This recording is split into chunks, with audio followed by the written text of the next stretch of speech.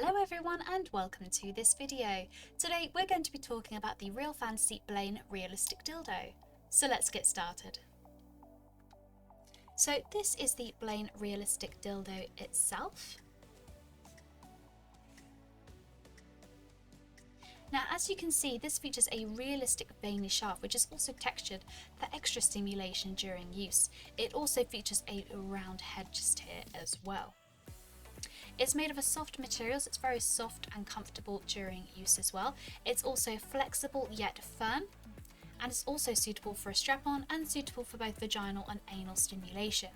It features a strong suction cup, so you can place this on any flat, smooth surface and enjoy hands-free stimulation.